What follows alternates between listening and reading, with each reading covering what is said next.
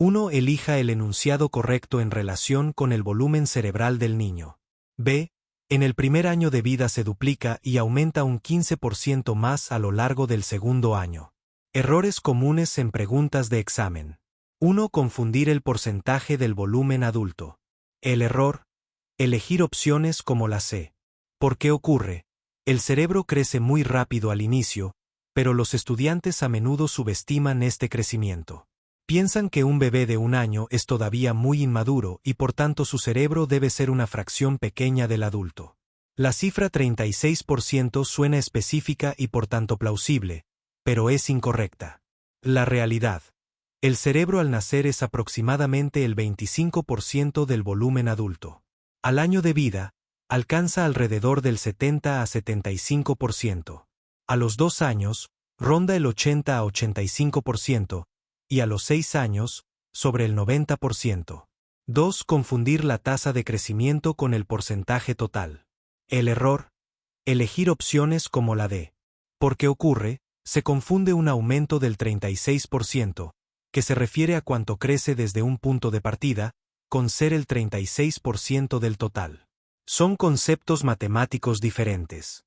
Un aumento del 36% en el segundo año sería un crecimiento masivo e inexacto. La realidad. El crecimiento porcentual más grande ocurre en el primer año. El crecimiento en los años subsiguientes, aunque significativo, es cada vez menor en términos porcentuales. 3. No prestar atención a los marcadores temporales clave. El error. Elegir opciones como la A. ¿Por qué ocurre? No se memorizan o entienden los hitos del crecimiento cerebral. El primer año es, con diferencia, el periodo de crecimiento más explosivo. Decir que se duplica a los 4 años subestima enormemente la velocidad del desarrollo temprano. La realidad. La duplicación del volumen / peso cerebral ocurre en el primer año, no después. 4. Confundir porcentajes del volumen / peso cerebral en distintas edades. Al nacer, 25-30% del volumen adulto. Al año, 70-75%, no 36% ni 50%. A los 2 años, 80-85%. A los 6 años, 90-95%. Desarrollo del volumen cerebral infantil. Crecimiento cerebral en los primeros años. 1. ¿Cuál es el volumen cerebral aproximado al nacer en porcentaje del volumen adulto? Al nacer, el volumen cerebral es aproximadamente el 25 a 30% del volumen cerebral adulto. 2. ¿Qué porcentaje del volumen cerebral adulto se alcanza al primer año de vida? Al primer año de vida, el volumen cerebral alcanza aproximadamente el 50% del volumen cerebral adulto. 3. ¿Cuál es el volumen cerebral a los 2 años en relación al volumen adulto? A los 2 años, el volumen cerebral es aproximadamente el 75 a 80% del volumen cerebral adulto. 4. ¿A qué edad el cerebro alcanza cerca del 90 a 95% del volumen adulto? El cerebro alcanza cerca del 90 a 95% del volumen adulto entre los 4 a 5 años de edad. 5. ¿Cuál es el peso cerebral aproximado al nacer? Al nacer, el peso cerebral es de aproximadamente 350 a 400 gramos. 6. ¿Cuánto pesa el cerebro al año de vida? Al año de vida, el cerebro pesa aproximadamente 900 a 1000 gramos. 7. ¿Qué peso cerebral se alcanza a los 2 años? A los 2 años, el cerebro pesa aproximadamente 1100 a 1200 gramos. Patrones de crecimiento y velocidad. 8. ¿En qué periodo ocurre el crecimiento cerebral más rápido? El crecimiento cerebral más rápido ocurre durante el primer año de vida. 9. ¿Cuál es la tasa de crecimiento cerebral durante el primer año?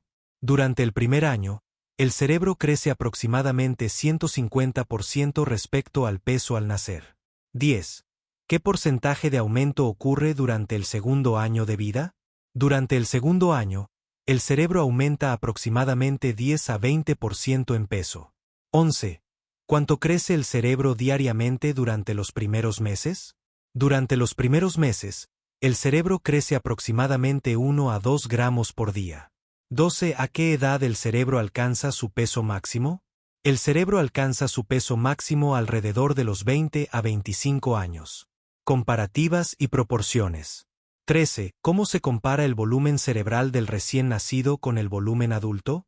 El volumen cerebral del recién nacido es aproximadamente un tercio del volumen cerebral adulto. 14. ¿Cuántas veces mayor es el cerebro a los 6 meses comparado con el nacimiento? A los 6 meses, el cerebro es aproximadamente 2 veces mayor que al nacer. 15. ¿Qué porcentaje del volumen cerebral adulto se tiene a los 6 meses? A los 6 meses, se tiene aproximadamente el 40 a 45% del volumen cerebral adulto. 16. ¿Cuál es la proporción cerebro/diagonal cuerpo al nacer comparada con la adulta? Al nacer, la proporción cerebro/diagonal cuerpo es de aproximadamente 12%, mientras que en adultos es del 2 a 3%.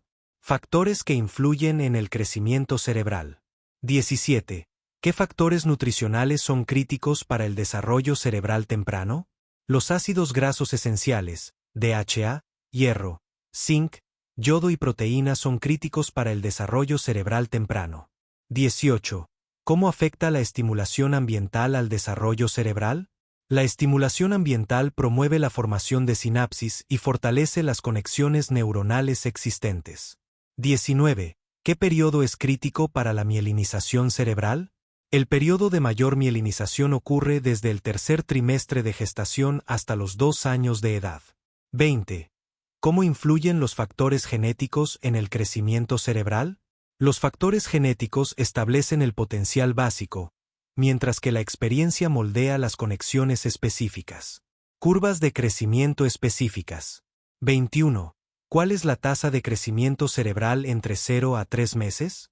Entre 0 a 3 meses, el cerebro crece aproximadamente 1 a 2% por semana. 22. ¿Qué porcentaje del crecimiento cerebral total ocurre en el primer año? Aproximadamente el 50 a 60% del crecimiento cerebral total ocurre durante el primer año. 23. ¿Cuándo ocurre el pico máximo de crecimiento cerebral? El pico máximo de crecimiento cerebral ocurre durante los primeros 3 meses de vida. 24. ¿Cómo es la curva de crecimiento cerebral de 0 a 2 años? La curva muestra crecimiento exponencial en los primeros 6 meses, seguido de crecimiento lineal más lento hasta los 2 años. Anomalías del desarrollo cerebral. 25. ¿Qué indica un crecimiento cerebral más lento de lo esperado? Puede indicar desnutrición, hipotiroidismo, infecciones congénitas o trastornos genéticos. 26. ¿Qué condiciones pueden causar crecimiento cerebral acelerado? Hidrocefalia, síndromes de sobrecrecimiento o algunos trastornos metabólicos. 27. ¿Cuándo se considera patológico el perímetro cefálico? Cuando se encuentra por debajo del percentil 3 o por encima del percentil 97 para la edad y sexo. Importancia clínica y evolutiva. 28. ¿Por qué es importante monitorear el crecimiento cerebral en lactantes? Porque refleja el desarrollo neurológico y puede detectar precozmente alteraciones del desarrollo. 29. ¿Qué habilidades se desarrollan paralelamente al crecimiento cerebral rápido? Las habilidades motoras, cognitivas, del lenguaje y socioemocionales. 30. ¿Cómo se relaciona el crecimiento cerebral con los hitos del desarrollo? Cada etapa de crecimiento cerebral permite la adquisición de hitos del desarrollo específicos. Datos curiosos y comparativos. 31. ¿Cómo se compara el crecimiento cerebral humano con el de otros primates? Los humanos tienen un crecimiento cerebral postnatal más prolongado y extenso que otros primates. 32. ¿Qué porcentaje de la energía corporal consume el cerebro del lactante? El cerebro del lactante consume aproximadamente el 60% de la energía corporal total. 33. ¿Cuántas neuronas se producen por minuto durante el desarrollo prenatal? Durante el pico del desarrollo prenatal, se producen aproximadamente 250.000 neuronas por minuto. Preguntas de integración clínica. 34. ¿Qué implicaciones tiene el rápido crecimiento cerebral en la nutrición del lactante? Requiere mayor aporte calórico y de nutrientes específicos para soportar el desarrollo cerebral. 35. ¿Cómo afecta la prematurez al patrón de crecimiento cerebral? La prematurez puede alterar el patrón normal de crecimiento cerebral, requiriendo corrección por edad gestacional. 36. ¿Qué signos alertan sobre alteraciones en el crecimiento cerebral? Perímetro cefálico que cruza percentiles, retraso en hitos del desarrollo o signos neurológicos anormales. 2. Un niño de 2 años llega al servicio de emergencia con fiebre alta, tos, enantema y conjuntivitis. Al examen físico, se observa una erupción maculopapular que comienza en la cara y se extiende al resto del cuerpo. ¿Cuál es la opción diagnóstica más probable y cuál sería el tratamiento más apropiado? C. Sarampión. Medidas sintomáticas y administrar vitamina A. 1. Error en la correlación fisiopatológica, no amarrar el cuadro clínico. Este es el error principal. El estudiante identifica una pista, pero no la integra con las demás. Ejemplo en este caso. Error: ver exantema que empieza en la cara y pensar inmediatamente en rubéola, porque es un dato conocido, ignorando el resto. ¿Por qué es un error? Se olvidan de los datos clave que no cuadran con rubéola.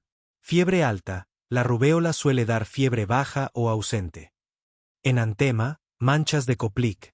Patognomónico del sarampión. Ignorar un signo patognomónico es un error grave. Conjuntivitis marcada y tos son parte del pródromo intenso del sarampión. Conclusión: nunca bases tu diagnóstico en un solo dato. Haz una lista mental de todos los hallazgos y verifica cuál enfermedad los explica todos. 2. Error en el manejo terapéutico. Tratamiento incorrecto para el diagnóstico elegido. Incluso si aciertan la enfermedad, muchos se equivocan en el tratamiento. Ejemplo en este caso. Opción A: rubéola. Tratamiento sintomático sin aislamiento. El tratamiento es correcto para la rubéola, pero el diagnóstico es wrong. Es una trampa clásica. Te dan un tratamiento que suena razonable, pero para la enfermedad equivocada. Opción B: varicela. Antiviral y hospitalizar.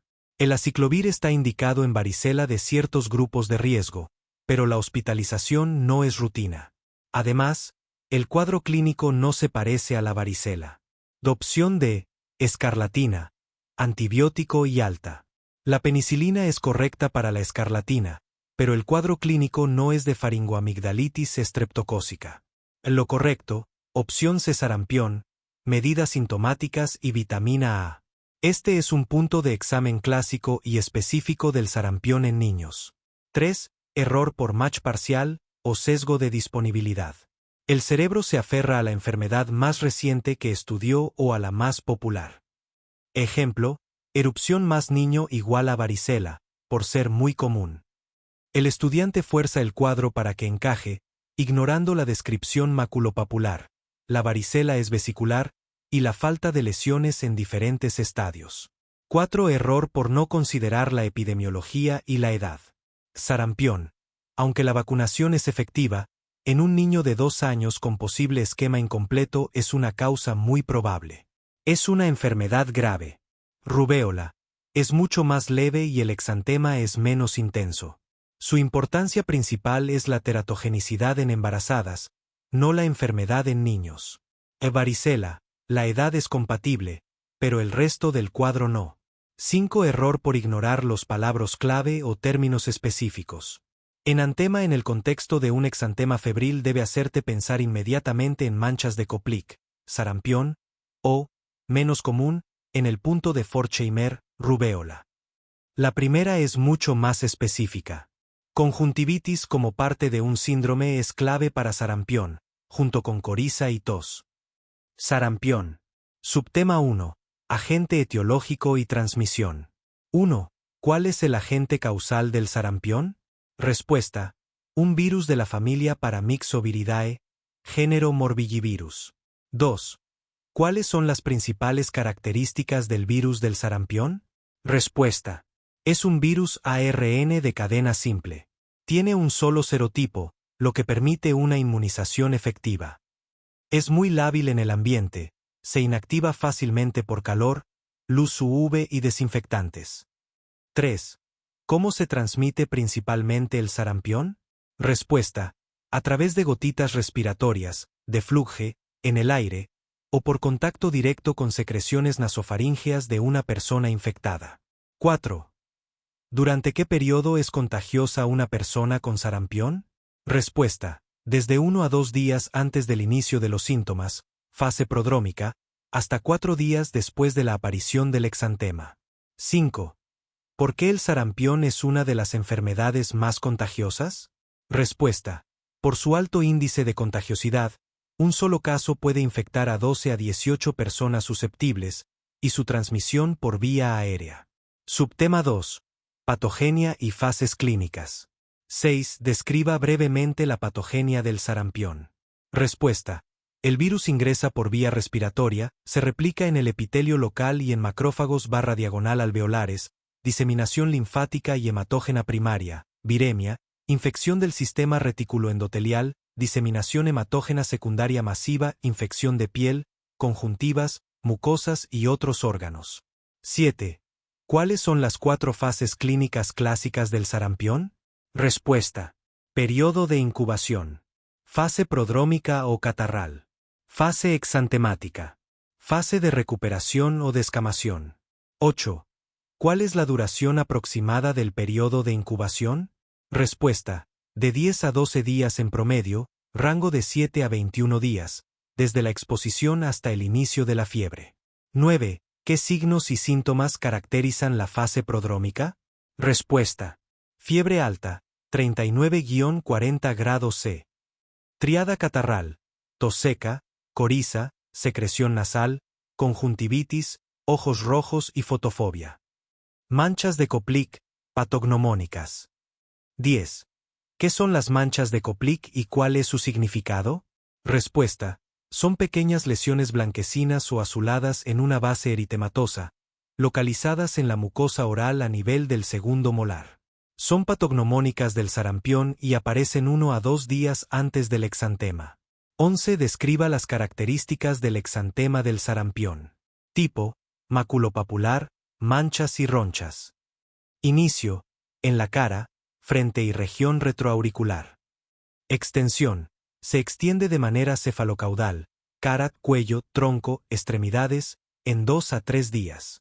Desaparición: también sigue un patrón cefalocaudal, pudiendo dejar una fina descamación y una pigmentación residual, piel sucia.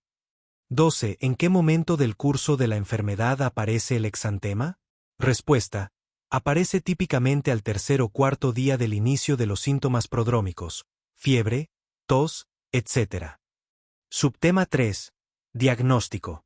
13. ¿Cuál es el diagnóstico fundamentalmente clínico del sarampión?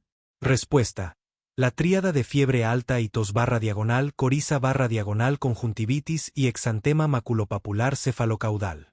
La presencia de manchas de Koplik es diagnóstica. 14. ¿Cuál es la prueba de laboratorio de elección para confirmar el sarampión? Respuesta: la detección de IgM específica contra el sarampión en suero. La IgM aparece 1 a 2 días después del inicio del exantema y es detectable por unos 30 días. Además de la serología, IgM, ¿qué otra prueba de laboratorio es muy útil para el diagnóstico? Respuesta: la RT-PCR, reacción en cadena de la polimerasa con transcriptasa reversa, para detectar ARN viral en muestras de saliva, orina o exudado nasofaríngeo. Es especialmente útil en los primeros días. 15. ¿Qué hallazgos inespecíficos pueden verse en un hemograma de un paciente con sarampión? Respuesta: leucopenia, disminución de glóbulos blancos, con linfocitosis relativa. Subtema 4. Complicaciones. 16. ¿Cuáles son las complicaciones más frecuentes del sarampión? Respuesta: diarrea, más común en niños pequeños. Otitis media.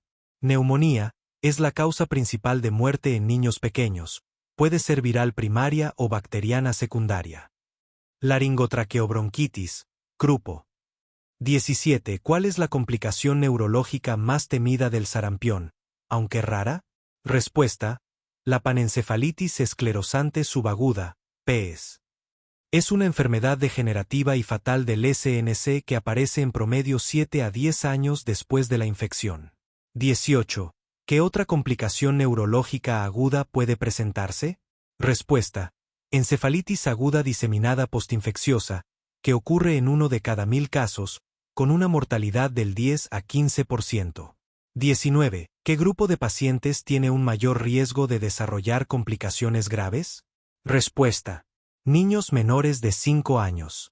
Adultos mayores de 20 años. Personas inmunocomprometidas. Personas desnutridas, especialmente con deficiencia de vitamina A. 3. Los estadios de maduración sexual o estadios de Tanner nos describen la progresión del desarrollo de los caracteres sexuales secundarios en los varones y las mujeres. En los varones el dato que marca inicio de estos estadios es C. El aumento de tamaño testicular. Errores comunes en preguntas de Tanner, para ambos sexos. 1. Confundir el primer signo con signos más evidentes. En varones, creer que es el vello púbico o el crecimiento del pene. El pene crece después de que los testículos hayan comenzado a aumentar su tamaño. En mujeres, creer que es la menarquía, primera regla. La menarquía es un evento tardío, Tanner 4 o V. El primer signo es el botón mamario, telarquía. 2. No diferenciar entre adrenarquía y gonadarquía. Gonadarquía, activación de las gónadas, testículos u ovarios. Es la verdadera pubertad central, o marcada por crecimiento testicular en varones, desarrollo mamario en mujeres. Adrenarquía, activación de las glándulas suprarrenales, o marcada por aparición de vello púbico y axilar, pubarquia, en ambos sexos. Error.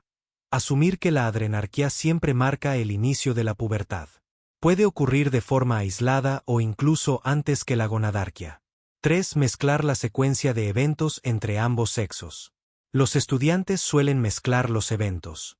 Es crucial memorizar las secuencias por separado. Varones-mujeres. 1. Crecimiento testicular, 4 ml, 1. Botón mamario, telarquía. 2. Vello púbico, pubarquia, 2. Vello púbico, pubarquia. 3. Crecimiento del pene 3. Estirón puberal. 4. Estirón puberal, más tardío, 4. Menarquía, Tanner 4V. 5. Cambio de voz, etc. 5. Desarrollo mamario completo. 4. Asignar edades cronológicas rígidas. Error. La pubertad en niñas empieza a los 10 años. Realidad. Existe un rango normal muy amplio, 8 a 13 años en niñas. Lo importante es la secuencia de los eventos, no la edad exacta. Una niña con desarrollo mamario a los 7 años puede ser normal, desarrollo precoz, o no, pero la secuencia sigue siendo la misma. 5. No entender la nomenclatura de los estadios. G, M, P. G. Genitales se usa para varones, desarrollo de genitales. M. Mamas se usa para mujeres. P. Vello púbico, pubarche se usa para ambos sexos. Error. Decir un varón en Tanner M3. Esto es incorrecto. Sería Tanner G3, P3. Estadios de Tanner y desarrollo puberal. 1. ¿Qué son los estadios de Tanner? R. Son un sistema de clasificación que describe las etapas del desarrollo puberal, evaluando la progresión de los caracteres sexuales secundarios en adolescentes. 2. ¿Qué evalúan específicamente los estadios de Tanner? R. Evalúan el desarrollo de caracteres sexuales secundarios, no el crecimiento físico general ni otros aspectos del desarrollo. 3. ¿Quién desarrolló este sistema de clasificación?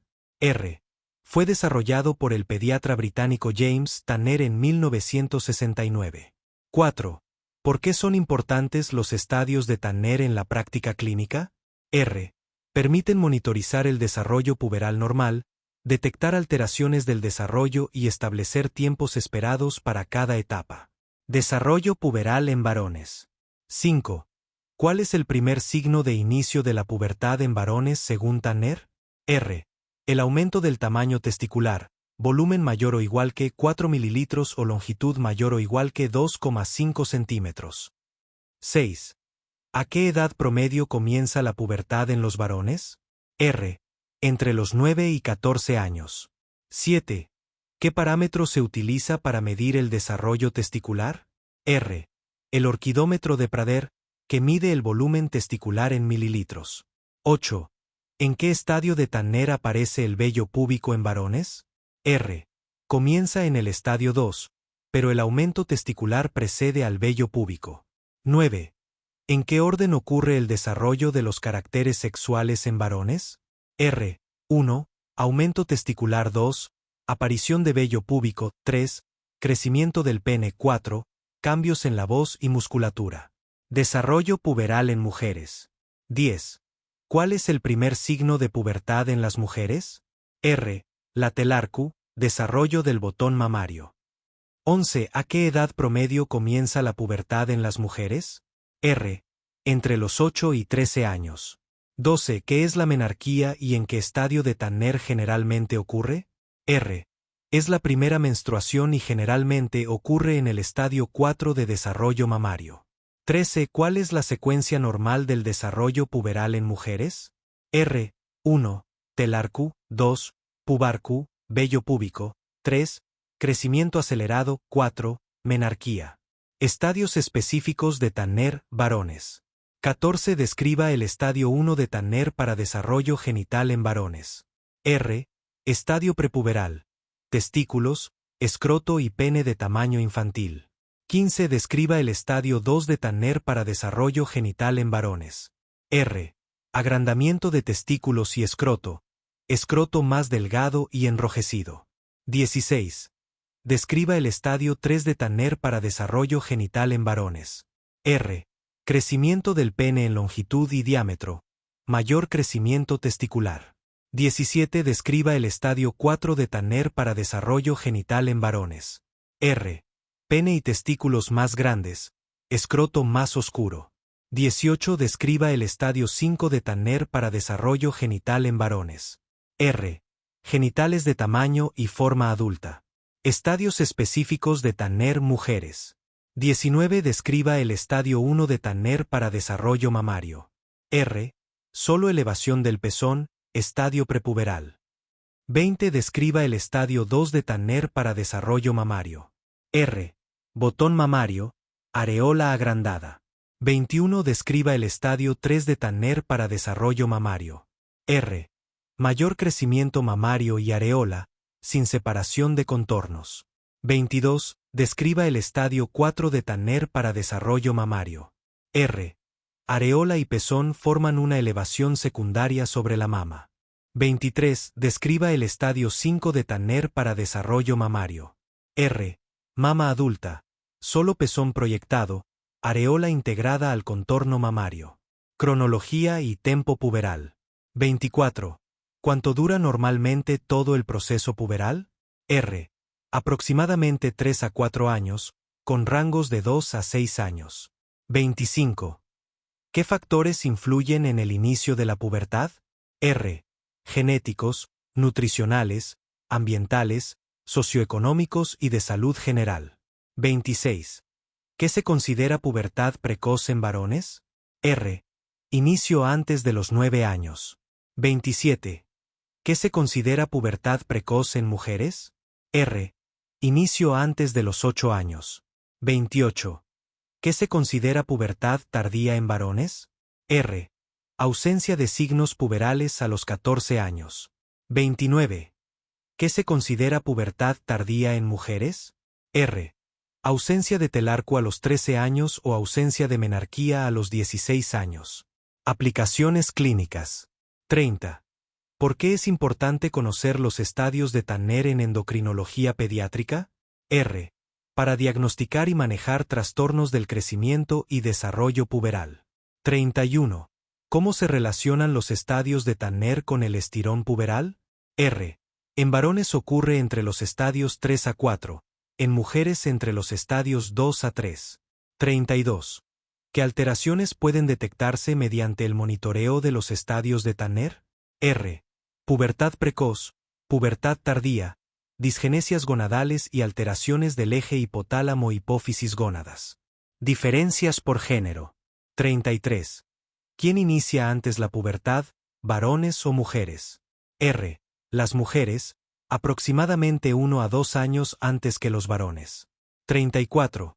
¿Qué evento marca el inicio de la capacidad reproductiva en varones? R. La espermarua, primera eyaculación de espermatozoides, que ocurre generalmente en el estadio 3 a 4. 35. ¿Qué evento marca el inicio de la capacidad reproductiva en mujeres? R. La menarquía, aunque los ciclos iniciales suelen ser anovulatorios. Correlaciones clínicas. 36. ¿En qué estadio de Tanner se produce el pico de velocidad de crecimiento en varones? R. Entre los estadios 3 y 4. 37. ¿En qué estadio de Tanner se produce el pico de velocidad de crecimiento en mujeres? R. Entre los estadios 2 y 3. 38. ¿Qué implicancia tiene la discordancia entre los diferentes estadios de Tanner? R. Puede indicar alteraciones endocrinas o sindrómicas que requieren evaluación especializada. 39. ¿Cómo se evalúa el desarrollo del vello púbico en ambos sexos? R. Con escalas separadas pero paralelas, desde vello ausente hasta patrón adulto. 40. ¿Qué otros cambios acompañan a los estadios de Tanner? R. Cambios en la composición corporal, masa muscular, distribución grasa, y en varones, desarrollo de musculatura y cambios en la laringe. 4. Paciente masculino de 3 años y 2 meses, que acude vía emergencias en brazos de su madre por presentar tos perruna que empeora en la noche de 2 días de evolución. Al examen físico presenta rinorrea, dificultad respiratoria leve, con retracciones subcostales y estridor inspiratorio. ¿Cuál es el probable diagnóstico de este paciente? C. Laringotraqueobronquitis. Errores comunes en preguntas de examen médico. 1. No leer la pregunta con suficiente atención, el error más común. Es crucial identificar la palabra clave o el hallazgo principal que define el diagnóstico. Ejemplo en tu pregunta. Un lector apresurado podría ver tos, rinorrea y dificultad respiratoria y saltar a una opción común como bronquiolitis, B, o neumonía, A. Sin embargo, se habría perdido los hallazgos específicos y determinantes, tos perruna y estridor inspiratorio, que son la clave para el diagnóstico correcto, laringotraqueobronquitis. 2. Ignorar datos clave del paciente, edad, sexo, antecedentes. La epidemiología es una pista diagnóstica poderosa. Ejemplo. Edad. Un paciente de 3 años con obstrucción de vía aérea alta hace pensar en croup, C. Un lactante de 3 meses con dificultad respiratoria haría pensar primero en bronquiolitis, B. Sexo. Algunas enfermedades tienen predilección por sexo, EJ. Lupus eritematoso sistémico es más común en mujeres. 3. Saltar a una conclusión antes de evaluar todas las opciones. Este error se conoce como engancharse con la primera idea que parece correcta. Ejemplo. Ver rinorrea y pensar inmediatamente en resfriado común, D. Si el estudiante se detiene ahí y no sigue leyendo, se perderá los hallazgos más graves que descartan un simple resfriado. 4. Sobreinterpretar o añadir información que no está. El examen te da toda la información que necesitas. No inventes escenarios. Ejemplo. Asumir que el paciente tiene fiebre alta y elegir neumonía, cuando el caso no menciona la temperatura. El croup puede presentarse con fiebre baja o sin fiebre. 5. Confundir hallazgos clínicos similares, especialmente en pediatría. Es fundamental diferenciar entre obstrucción de vía aérea alta vs baja. Obstrucción de vía aérea alta, como en tu pregunta. Sonido, estridor, inspiratorio. Tos, perruna o metálica. Diagnóstico, laringotraqueobronquitis, croup, epiglotitis. Obstrucción de vía aérea baja, como en la bronquiolitis. Sonido, sibilancias, expiratorias. Tos, más bien húmeda o sibilante. Diagnóstico, bronquiolitis, asma. 6. No priorizar la opción más probable o más común. En medicina, se piensa primero en caballos, no en cebras. Ejemplo, en un niño de 3 años, sano, con síntomas de inicio gradual y tos perruna, el diagnóstico más común y probable es el croup viral.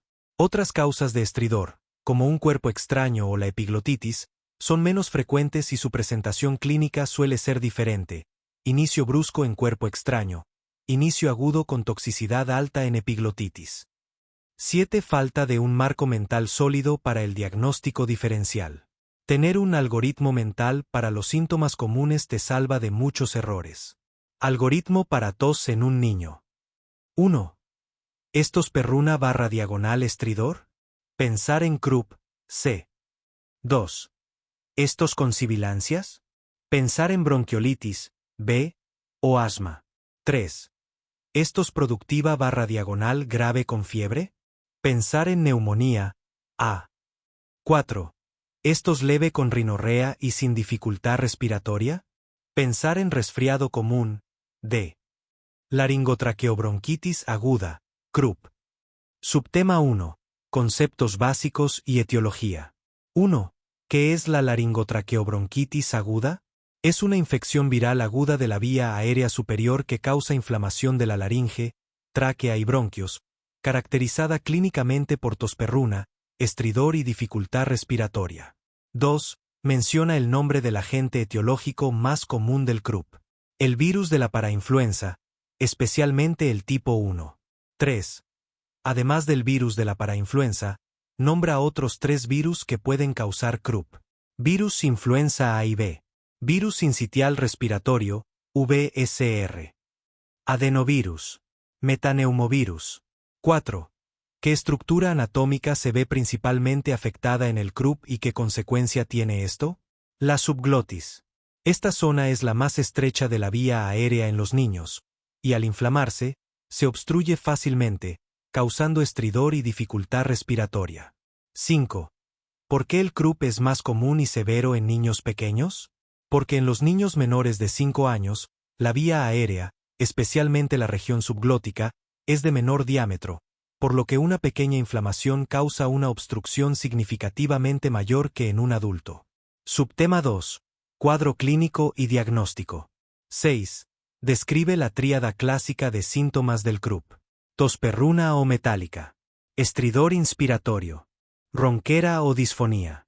7. ¿Cómo suele ser el inicio y la progresión temporal del Krupp típico? Suele comenzar con síntomas prodrómicos de infección de vías altas, rinorrea, congestión, fiebre baja, por 1 a 2 días, seguidos por la aparición nocturna y súbita de la tosperruna y el estridor. 8. ¿Por qué los síntomas del Krupp suelen empeorar por la noche? Se cree que debido a los ritmos circadianos, los niveles de cortisol y adrenalina son más bajos durante la noche, lo que puede aumentar la inflamación de las vías respiratorias. Además, el aire más frío y seco de la noche puede empeorar la irritación. 9. Un niño de 2 años llega a emergencias con tosperruna, estridor y leve tiraje subcostal. ¿Cuál es el diagnóstico más probable? Laringotraqueobronquitis aguda o Krupp viral. 10. ¿Qué signo en el examen físico es un indicador de severidad en el Krupp? La presencia de estridor en reposo. El estridor que solo aparece con el llanto o la agitación es menos severo. La taquipnea marcada, las retracciones intensas y la cianosis son signos de gravedad. 11. ¿Cuál es el principal diagnóstico diferencial del Krupp y cómo se distingue? La epiglotitis. Se distingue porque la epiglotitis es de inicio brusco, con fiebre alta, el niño se presenta tóxico, con babeo, disfagia importante y adopta la posición de trípode, inclinado hacia adelante. Es una emergencia médica. El Krupp tiene un inicio más gradual y la tosperruna es clave. 12. Menciona otros 2 diagnósticos diferenciales del Krupp. Traqueitis bacteriana. Cuerpo extraño en la vía aérea. Absceso retrofaríngeo. Angina de Ludwig. Infección del espacio submandibular. 13. El Krupp es una enfermedad de predominio invernal o veraniego. Es de predominio invernal, otoño e invierno, coincidiendo con la circulación de los virus respiratorios. Subtema 3. Clasificación de severidad. 14. Según la escala de Vestley, ¿cómo se clasifica un Krupp leve? Puntaje de 0 a 2. Presenta tosperruna y estridor ocasional, pero no hay estridor en reposo ni retracciones. 15. Describe las características de un Krupp moderado según la escala de Vestley. Puntaje de 3 a 5. Presenta estridor en reposo fácilmente audible, con retracciones, tiraje, moderadas, pero sin afectación del estado de conciencia. 16. ¿Qué hallazgos definen un Krupp severo? Puntaje de 6 a 11. Estridor en reposo marcado, retracciones graves, supraclavicular, intercostal, subcostal, taquipnea importante y signos de agitación, por el contrario, de letargo. 17. ¿Qué indica un CRUP en estado de inminente paro respiratorio? Puntaje mayor o igual que 12. El niño presenta cianosis, disminución o desaparición del estridor, por fatiga muscular y disminución del flujo de aire, somnolencia o alteración del estado de conciencia. Es una situación crítica. Subtema 4. Manejo y tratamiento. 18. ¿Cuál es la piedra angular del tratamiento farmacológico del CRUP moderado a severo? Los corticosteroides. Una dosis única de dexametasona oral o intramuscular. 0.15 a 0.6 mg/kg. 19. ¿Por qué son efectivos los corticosteroides en el CRUP? Reducen la inflamación de la mucosa de la vía aérea subglótica, disminuyendo el edema y, por lo tanto, la obstrucción, lo que alivia el estridor y la dificultad respiratoria. 20. ¿Cuál es el rol del budesonido inhalado en el manejo del CRUP? Es una alternativa a la dexametasona, especialmente útil en el ámbito hospitalario. Actúa como un corticoide de acción tópica para reducir la inflamación local. 21. ¿En qué caso se utiliza la adrenalina racémica nebulizada? Se reserva para el CRUP severo o el que no responde a los esteroides. Produce una vasoconstricción rápida de la mucosa edematosa, aliviando la obstrucción de forma temporal. 22. ¿Por qué es crucial observar al paciente después de administrar adrenalina nebulizada? Porque su efecto es transitorio, dura aproximadamente 2 horas. Existe el riesgo de un efecto rebote donde los síntomas pueden reaparecer con igual o mayor intensidad, por lo que el paciente debe ser monitorizado. 23. ¿Cuál es el manejo de primera línea para un CRUP leve en el hogar? Medidas de soporte. Mantener al niño tranquilo, usar humidificación de aire frío, EJ, vapor en el baño, y asegurar una buena hidratación. La dexametasona oral es también una opción muy efectiva incluso para casos leves. 24. ¿Cuáles son los criterios de hospitalización para un niño con CRUP? CRUP severo según la escala de Vestley. Falta de respuesta al tratamiento inicial. Mala evolución clínica en el hogar. Aparición de signos de alarma, cianosis, letargo. Necesidad de más de una dosis de adrenalina nebulizada. Subtema 5. Complicaciones y pronóstico. 25. ¿Cuáles son las complicaciones potenciales del CRUP? Insuficiencia respiratoria por obstrucción completa de la vía aérea. Neumonía secundaria. Edema pulmonar post-obstructivo. Deshidratación por dificultad para la ingesta.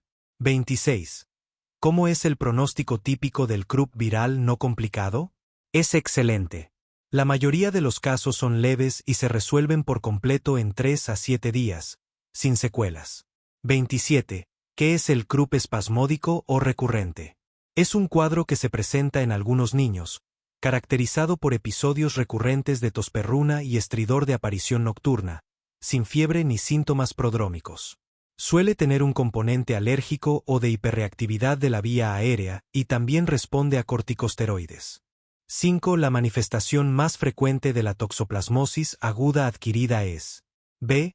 El aumento de tamaño de uno o de unos pocos ganglios linfáticos cervicales. Errores comunes del estudiante al responder. 1. Confundir la presentación en inmunocompetentes vs inmunodeprimidos. Error. Elegir opciones como lesiones oculares. D. La toxoplasmosis ocular es común en la infección congénita o en reactivaciones en pacientes inmunodeprimidos, EJ.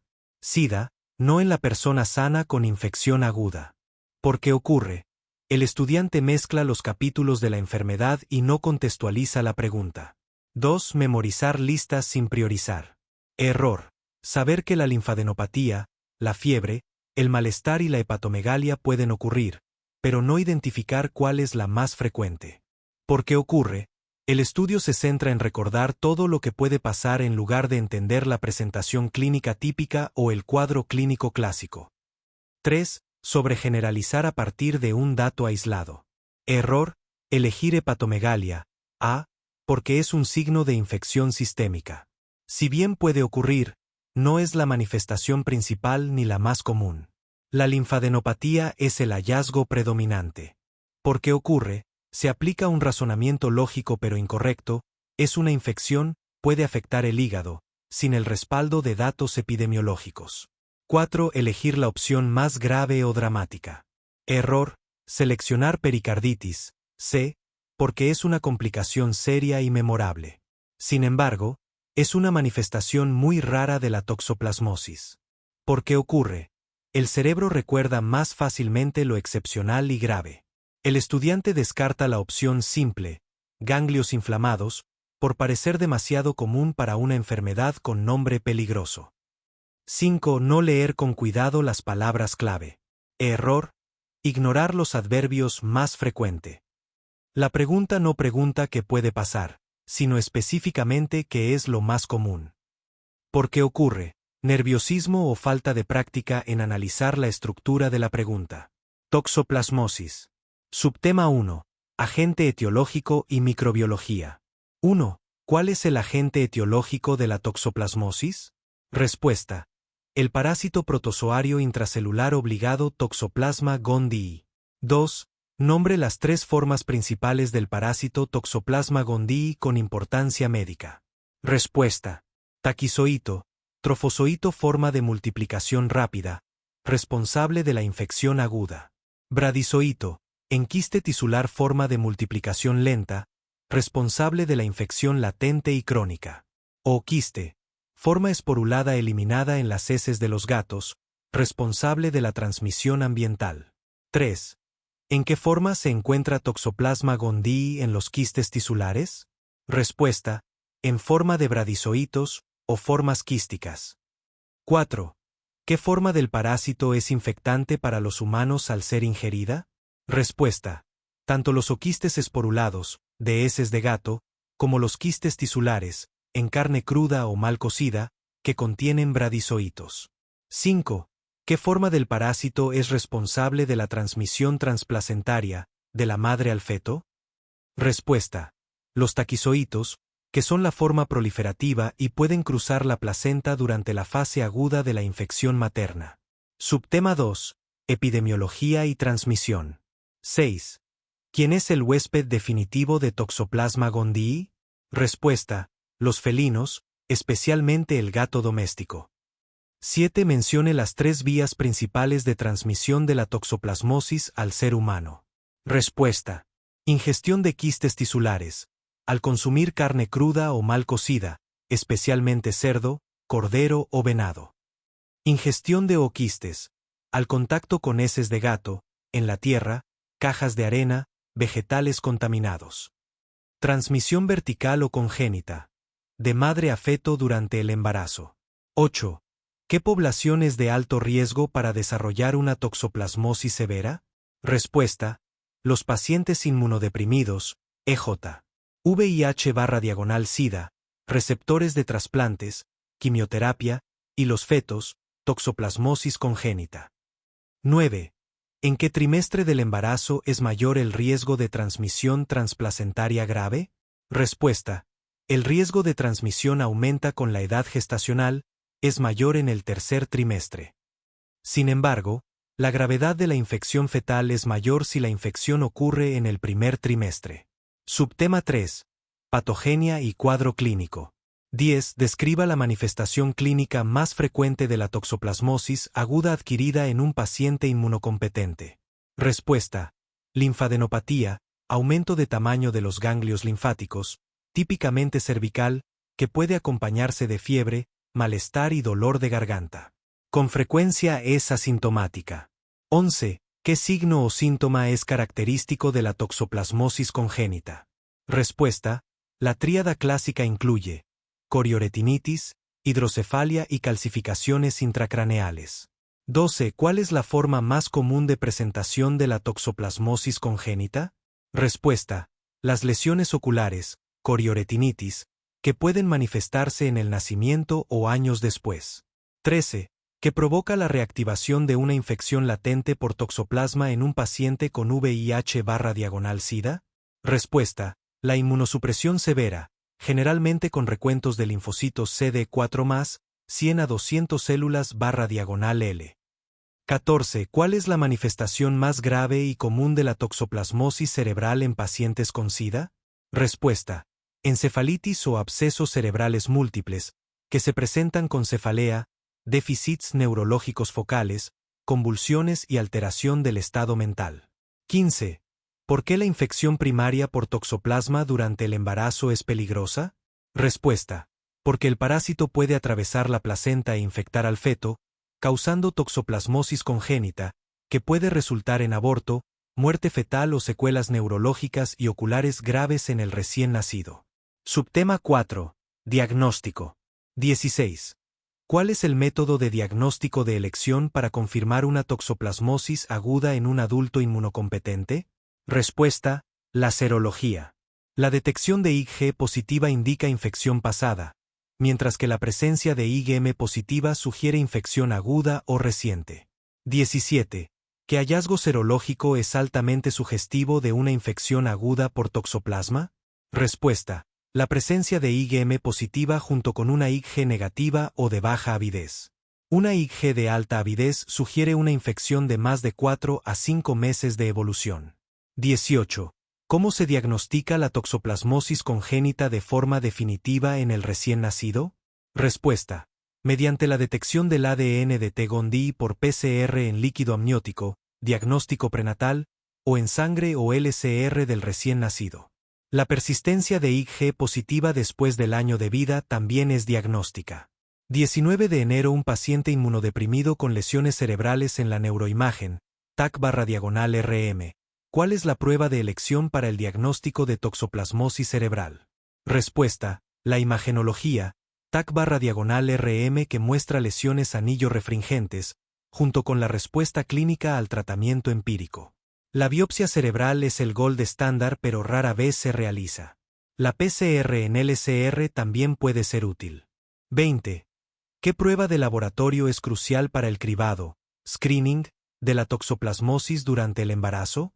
Respuesta: la determinación de IgG e IgM antitoxoplasma al inicio del embarazo, primer control prenatal.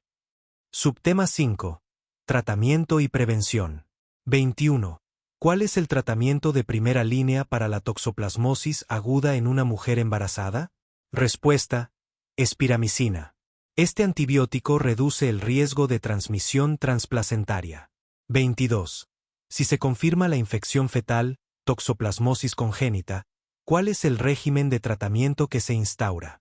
Respuesta: se cambia a una terapia más agresiva con pirimetamina y sulfadiazina y ácido folínico. 23. Nombre el esquema terapéutico clásico para tratar la toxoplasmosis cerebral en un paciente con SIDA. Respuesta: pirimetamina y sulfadiazina y ácido folínico, leucovorin.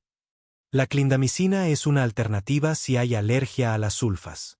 24. ¿Cuál es el objetivo del tratamiento de mantenimiento, profilaxis secundaria, en pacientes con SIDA? Respuesta: prevenir la reactivación de la infección latente. Se mantiene hasta que el recuento de CD4+ se eleve por encima de 200 células/L de forma sostenida con targa. 25. Mencione al menos 3 medidas de prevención primaria de la toxoplasmosis, especialmente para mujeres embarazadas. Respuesta: cocinar bien la carne, 66 grados C. Lavar minuciosamente frutas y vegetales. Evitar el contacto con cajas de arena de gatos y usar guantes para jardinería. Lavarse las manos después de manipular carne cruda o tierra. 26. ¿Por qué se administra ácido folínico, leucovorin, junto con la pirimetamina? Respuesta: para prevenir la supresión de la médula ósea, toxicidad hematológica, como mielosupresión, que causa la pirimetamina, ya que el ácido folínico rescata la síntesis de folatos en las células humanas. Subtema 6. Conceptos clave y preguntas trampa frecuentes. 27. ¿La presencia de IgG positiva contra toxoplasma en un adulto sano indica necesariamente enfermedad activa? Respuesta: no. Indica una infección previa, en la mayoría de los casos, inmunidad permanente. La enfermedad activa se asocia con la seroconversión, aparición de IgM, o la reactivación en inmunodeprimidos. 28. ¿Es la toxoplasmosis una causa común de mononucleosis negativa, síndrome mononucleósico? Respuesta: sí. La toxoplasmosis aguda es una causa clásica de un síndrome mononucleósico con prueba negativa para virus de Epstein-Barr y citomegalovirus. 29. ¿Verdadero o falso? Un gato doméstico que vive exclusivamente dentro de casa y se alimenta con comida comercial, no representa un riesgo de transmitir toxoplasmosis. Respuesta: mayormente verdadero. El riesgo es extremadamente bajo, ya que el gato solo elimina oquistes si se infecta al cazar y comer presas, como roedores o aves, infectadas. 30. ¿Qué órgano es el principal reservorio de los quistes de Toxoplasma gondii durante la fase crónica diagonal latente de la infección? Respuesta: el tejido muscular, carne, y el sistema nervioso central, cerebro. 6. La electroforesis de hemoglobina S, HbS, en la anemia drepanocítica suele alcanzar d. el 90% de la HB total. Análisis de la pregunta y sus errores. La pregunta es: la electroforesis de hemoglobina S, HbS, en la anemia drepanocítica suele alcanzar. El error principal es no distinguir entre el estado heterocigoto, rasgo drepanocítico, HbAS, y el estado homocigoto, anemia drepanocítica, enfermedad, HbSS. 1. Confundir el rasgo drepanocítico con la enfermedad, error más común. Rasgo drepanocítico, HbAS. La persona es portadora. La electroforesis muestra aproximadamente 40% de HbS y 60% de HbA. Por eso, un estudiante que no lea con cuidado podría ver HbS y pensar automáticamente en las opciones A, 25% o B, 30%, que se acercan a este rango, pero son incorrectas para la enfermedad. Anemia drepanocítica, HbSS. La persona tiene la enfermedad. No produce HbA. La electroforesis muestra 90% de HbS, aumento de HbF, 2 a 20%, y ausencia de HbA. Conclusión: la pregunta especifica claramente en la anemia drepanocítica, por lo que debemos descartar de inmediato cualquier valor alrededor del 30 a 40%. 2. No considerar el rango de variabilidad biológica. La opción D, 90% de la HB total, es numéricamente la más precisa para un caso típico de HbSS. Sin embargo, este valor puede variar. Un paciente con una elevación compensatoria muy alta de HbF, por herencia o por tratamiento con hidroxiurea, podría tener un porcentaje de HbS ligeramente menor, EJ. 80 a 85%. Aunque el 90% es el hallazgo típico, la opción C es más inclusiva y segura desde el punto de vista académico. 3. Elegir la respuesta técnicamente correcta vs la más correcta en el contexto del examen. Este es un punto crucial en estrategia para exámenes. AD, 90%, es una respuesta dura. Es el valor que se espera en un libro de texto para un paciente clásico no tratado. C, más del 50%, es una respuesta segura y conceptualmente correcta. Abarca todo el espectro de la enfermedad homocigota, desde 70% hasta 95%, y excluye definitivamente al rasgo drepanocítico, que tiene 50% de HbS. En muchos bancos de preguntas, esta es la respuesta clave porque prueba que entiendes el concepto fundamental. En la anemia drepanocítica, la HbS es la hemoglobina predominante. Guía de estudio, anemia drepanocítica. Subtema 1. Genética y fisiopatología. 1. ¿Cuál es la base genética de la anemia drepanocítica? Respuesta: es una enfermedad autosómica recesiva.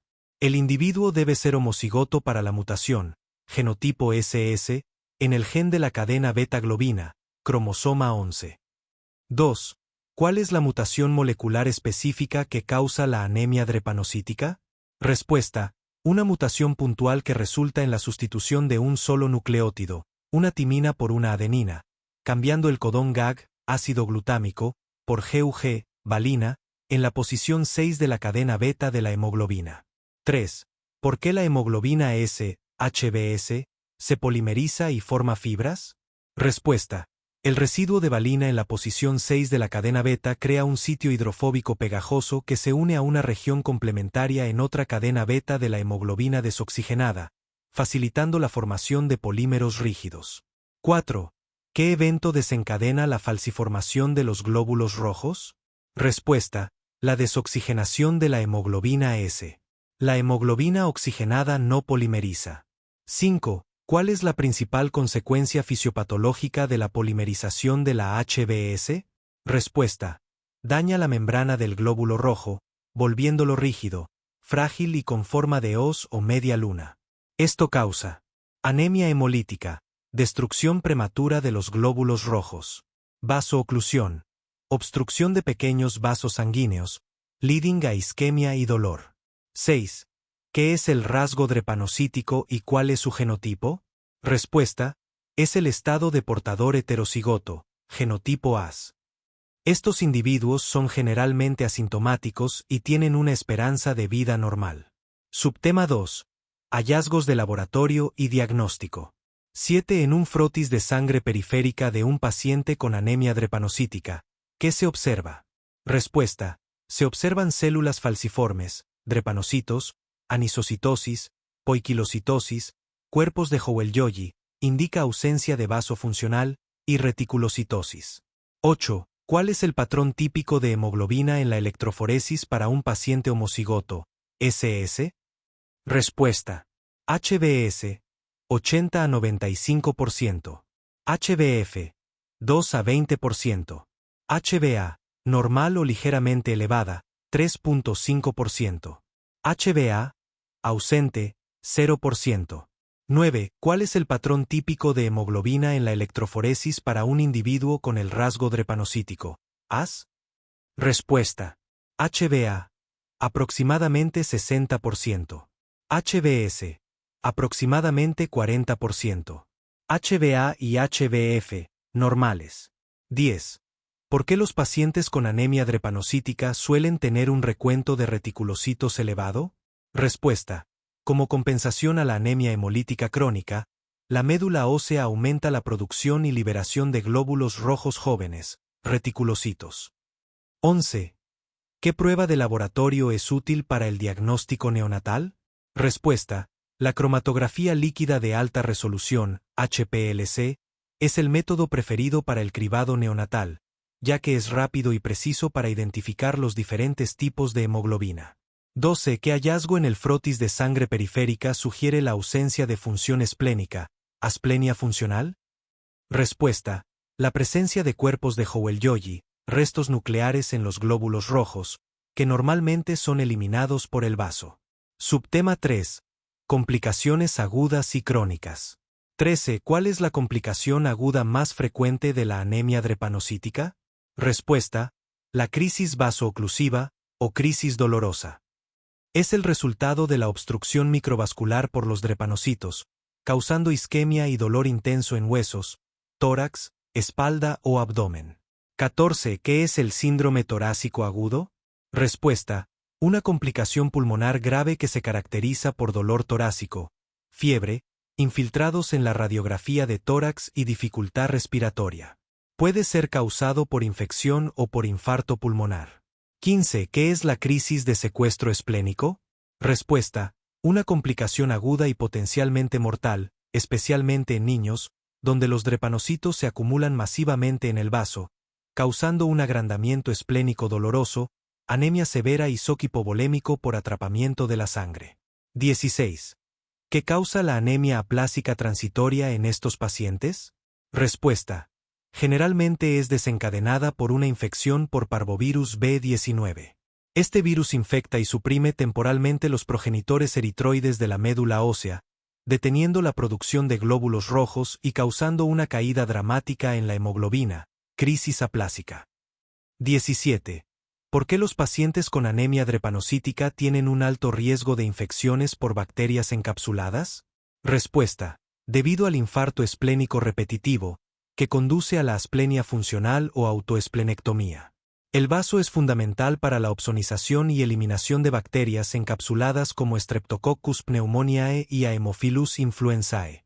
18. Nombra dos causas principales de accidente cerebrovascular, ACV, en la anemia drepanocítica. Respuesta. ACV isquémico, por vasooclusión de las arterias cerebrales. ACV hemorrágico, por fragilidad vascular y formación de aneurismas, enfermedad de Moyamoya. 19. ¿Qué es el priapismo y por qué ocurre? Respuesta. Es una erección prolongada y dolorosa. Ocurre por la vasooclusión de los cuerpos cavernosos del pene, impidiendo el drenaje sanguíneo. 20. ¿Cuál es una complicación ocular crónica común? Respuesta. La retinopatía proliferativa, donde hay neovascularización, crecimiento de nuevos vasos sanguíneos frágiles, que puede llevar al desprendimiento de retina y ceguera. Subtema 4. Tratamiento y manejo. 21. ¿Cuál es el único tratamiento curativo disponible para la anemia drepanocítica? Respuesta. El trasplante halogénico de células madre hematopoyéticas. 22. ¿Cuál es el objetivo principal de la terapia con hidroxiurea? Respuesta. Aumentar la producción de hemoglobina fetal, HbF. La HbF interfiere con la polimerización de la HbS, reduciendo la falciformación, las crisis vasooclusivas y el síndrome torácico agudo. 23. ¿Qué vacunas son de especial importancia para estos pacientes y por qué? Respuesta. Las vacunas contra bacterias encapsuladas, vacuna conjugada contra el neumococo, vacuna contra Haemophilus influenzae tipo B y la vacuna antimeningocócica. Son cruciales por el riesgo de infección severa debido a la asplenia funcional. 24. ¿Cuál es el manejo profiláctico para prevenir infecciones en niños? Respuesta. La administración de penicilina profiláctica desde los 2 meses hasta al menos los 5 años de edad. Subtema 5. Conceptos clave y misceláneos. 25. ¿Qué significa que la anemia drepanocítica confiera ventaja heterocigota? Respuesta. Los individuos con el rasgo drepanocítico, AS, tienen una resistencia natural a la malaria por Plasmodium falciparum. El parásito no puede completar su ciclo de vida eficientemente dentro del glóbulo rojo que contiene HbS, especialmente en condiciones de baja oxigenación. 26. ¿Qué es la dactilitis o síndrome mano-pie y en qué pacientes es común? Respuesta. Es una inflamación dolorosa y simétrica de manos y pies debido a la vasooclusión en los huesos pequeños. Es a menudo la primera manifestación de la enfermedad en bebés y niños pequeños. 27. ¿Por qué la deshidratación es un factor de riesgo para una crisis vasooclusiva? Respuesta. Porque aumenta la viscosidad sanguínea y la concentración de hemoglobina dentro del glóbulo rojo, hemoconcentración, lo que favorece la polimerización de la HbS. 28. ¿Qué es la hemoglobinopatía SC y cómo se diferencia de la SS en la electroforesis? Respuesta. Es una variante en la que el paciente es heterocigoto compuesto para HbS y HbC, genotipo SC. En la electroforesis, se encuentra aproximadamente 50% de HbS y 50% de HbC, y no hay HbA. Tiene un curso clínico generalmente más leve que la SS, pero con complicaciones oclusivas severas particulares, como retinopatía. 29. Menciona un factor que puede inhibir la polimerización de la HbS. Respuesta. La presencia de hemoglobina F, HbF. La cadeta gamma de la HbF no interactúa con la cadena beta S mutada, inhibiendo la formación de polímeros.